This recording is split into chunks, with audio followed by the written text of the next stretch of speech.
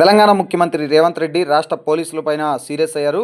లగచర్ల ఘటనలో ప్రస్తుతం సంగారెడ్డి జైల్లో ఉన్న రైతు హీరియా నాయక్ ఒకసారిగా గుండెపోటు రావడంతో ఆయన్ను చికిత్స కోసం సంగారెడ్డి ఆసుపత్రికి తీసుకువెళ్లారు. అయితే ఈ క్రమంలో రైతు చేతికి బేడీలు వేయడం పైన సీఎం రేవంత్ రెడ్డి అయితే సీరియస్ అయ్యారు. ఈ ఘటన పైన అధికారులని అడిగి ఆయన ఆరా తీశారు. అంటే రైతు చేతికి బేడీలు వేసి ఆసుపత్రికి తీసుకువెళ్తున్న వీడియో ఇప్పుడు సామాజిక మాధ్యమాల్లో తెగ వైరల్ అవుతుంది. సో ఈ వీడియోని చూసిన సీఎం రేవంత్ రెడ్డి ఒకసారిగా అధికారులపైన సీరియస్ అయ్యారు. పోలీసులపైన రైతుల్ని అలా తీసుకెళ్ళడం ఏంటి అని కూడా నిలదీసినట్లు కూడా మనకు తెలుస్తుంది. రైతుకు బేడీలు వేసి తీసుకెళ్లాల్సినంత అవసరం ఏమొచ్చింది అంటూ కూడా సీఎం రేవంత్ రెడ్డి అధికారులపైన అయితే ఆగ్రహం వ్యక్తం చేశారు. అలాగే ఘటనపై విచారణ జరిపి పూర్తి నివేదిక సమర్పించాలని చెప్పి ఉన్నతాధికారులని సీఎం రేవంత్ రెడ్డి ఆదేశించారు. అలాగే ప్రజాప్రభుత్వం ఇలాంటి చర్యలను ఎట్టి పరిస్థితుల్లో సహించబోదంటూ కూడా సీఎం రేవంత్ రెడ్డి తేల్చి చెప్పారు. ఇక ఒకసారి మనం కంప్లీట్ డీటెయిల్స్లోకి వెళ్తే ఇటీవల లగచర్ల ఘటన తీవ్ర సంచలనంగా మారింది. రాష్ట్ర వ్యాప్తంగా కూడా అటు రైతులు ఉన్నతాధికారులపైన దాడి చేయటం, ఈ ఘటనలో కొంతమంది రైతుల్ని అరెస్ట్ చేసి వాళ్ళందరినీ కూడా సంగారెడ్డి జైల్లో జైలుకి తరలించారు. సో ప్రస్తుతం వారిలో జైల్లో శిక్ష అనుభవిస్తున్న వారిలో గిరిజన రైతు వీర్యానాయక్కి గుండెపోటు వచ్చినట్లు తెలుస్తుంది గురువారం ఉదయం. అయితే ఎవరికీ తెలియకుండా అధికారులు అతన్ని ఆసుపత్రికి తరలించాలని చూశారు. ఈ క్రమంలోనే అతనికి చేతికి బేడీలు వేసి పోలీస్ వాహనంలో తీసుకెళ్లారు. అయితే దానికి సంబంధించిన వీడియో అయితే ప్రస్తుతం సామాజిక మాధ్యమాల్లో సోషల్ మీడియాలో తెగ వైరల్ అవుతోంది. సో ఆసుపత్రికి తీసుకెళ్లి అతనికి ప్రస్తుతం అయితే చికిత్స అందిస్తున్న పరిస్థితి అయితే కొనసాగుతుంది. అయితే ఈ విషయాన్ని బయటికి రానికుండా ఉంచాలని చెప్పి కూడా అధికారులు నానా ప్రయత్నాలు చేశారు. కానీ చివరికైతే మాత్రం అతన్ని బేడీలు వేసి అతన్ని తీసుకువెళ్ళి చికిత్స అందిస్తున్న విషయం అయితే ఒకసారిగా బయటకు వచ్చింది. ఇక వీర్యానాయక్ అయితే ప్రస్తుతం చికిత్స అందిస్తున్నారని తెలుసుకొని ఆయన ఆరోగ్య పరిస్థితిపైన కుటుంబ సభ్యులు కూడా ఆందోళన వ్యక్తం చేస్తున్నారు. గుండెపోటు విషయాన్ని దాచించకుండా ఆయనకు సరైన మంచి ట్రీట్మెంట్ ఇప్పించాలని చెప్పి కూడా కుటుంబ సభ్యులు అధికారులను అయితే వేడుకుంటున్న పరిస్థితి ఉంది.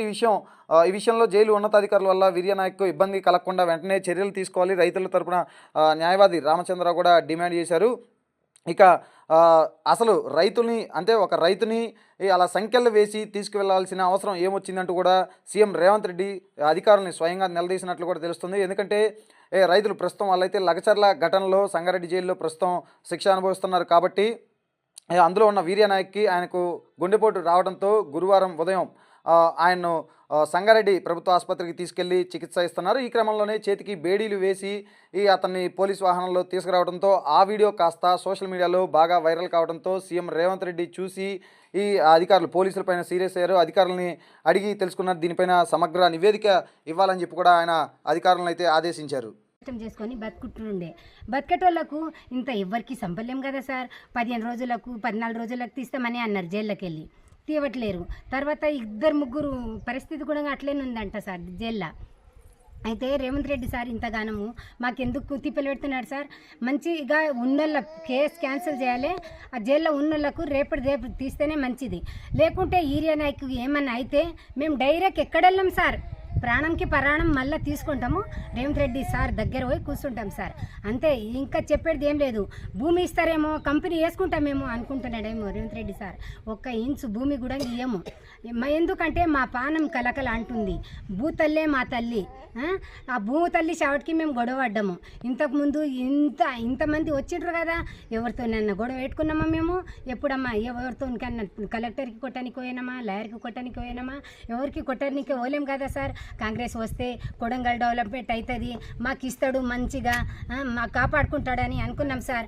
కానీ మేము అయితే కాంగ్రెస్ వచ్చినాక అందరం మారిపోతామని అన్నాం. కానీ మాకు ఇట్లా న్యాయం చేసి మా ప్రాణాలను తీస్తారు, మాకు ఇట్లా గెద్మి కొడతాడు, మా భూమి దోసుకుంటాడు, మాకు చంపుతాడని మేము ఎప్పుడు మా కళలు కూడా మేము అనుకోలేము సార్. ఇంత మంచి రేవంత్ రెడ్డి సార్ ఉన్నాడని ఎప్పుడు అనుకోలేము. రేవంత్ రెడ్డి సార్కి కూడా ఒక బిడ్డ ఉన్నది. అదే బిడ్డకి ఏమన్నా అయింటే ప్రాణం ఎట్లా కొట్టుకుంటుండే అట్లా మాకు గుణంగా పేదోళ్ళకు గుణంగా ఒక కొడుకునో అన్ననో తమ్ముడు ఏమన్నా అయితే ఆయన ఇప్పుడు ఉన్న అందరికీ రేపు బయట తీయాలి. 1 నెల రోజుల తిండి మంచిగా లేక